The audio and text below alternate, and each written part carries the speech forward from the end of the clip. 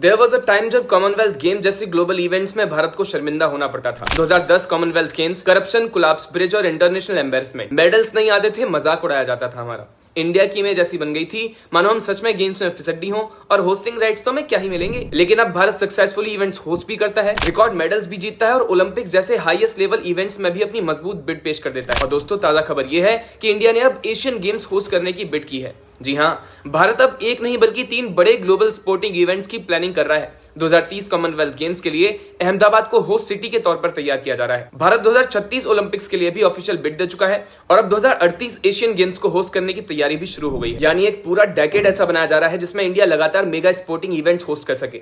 दोस्तों, ये सिर्फ बड़े इंटरनेशनल गेम्स को होस्ट करने की बात नहीं है, बल्कि ये दिखाता है कि अब भारत में से गेम्स होस्ट करने की क्षमता भी है और कॉन्फिडेंस भी। तभी दुनिया भी हमें कैपेबल ऑर्गेनाइजर के तौर पर देख रही है। लेकिन सवाल यह है कि जो देश 2010 में बेसिक प्लानिंग तक नहीं संभाल पाया था, वही आज ओलंपिक्स जैसी इवेंट के लिए सीरियस कंटेंडर कैसे बन गया, इस पर बात करेंगे। लेकिन क्या आप जानते हैं कि 2014 से पहले भारत की स्पोर्ट्स में बड़ी खस्ता हालत थी। 2010 कॉमनवेल्थ गेम्स किसको याद नहीं होंगे, जब भारत की छवि को बड़ा झटका लगा था। कांग्रेस सरकार में बजट कई गुना बढ़ गया, प्रोजेक्ट्स में डिलेज हुए, स्टेडियम समय पर तैयार नहीं हुए और ओपनिंग सेरेमनी से पहले ही ब्रिज कोलैप्स हो गया।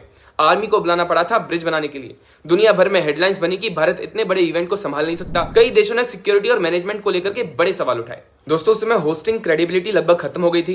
कांग्रेस एमपी सुरेश कलमाडी जो चीफ ऑर्गेनाइजर थे, उन्हें 10 महीने जेल में बिताए और कॉमनवेल्थ स्कैम का एस्टिमेट 70,000 करोड़ बताया गया। दोस्तों, ये प्री 2014 फेज था जहां स्पोर्ट्स को प्रायोरिटी नहीं माना जाता था। इंफ्रास्ट्रक्चर बिखरा हुआ था, ग्रास रूट डेवलपमेंट का कोई स्ट्रक्चर प्लान नहीं था और एथलीट्स को लिमिटेड सपोर्ट मिलता था। मेडल्स रेयरली आते थे और इंडिया ग्लोबल स्पोर्टिंग पावर की रेस से दूर दिखाई देता था। लेकिन 2014 के बाद अप्रोच पूरी तरह बदल गई। स्पोर्ट्स को नेशनल बिल्डिंग और यूथ डेवलपमेंट से जोड़ा गया। खेलो इंडिया जैसे प्रोग्राम शुरू हुए, ट्रेनिंग सेंटर्स बनाए गए और एथलीट्स को फाइनेंशियल सपोर्ट और इंटरनेशनल एक्सपोजर दिया गया।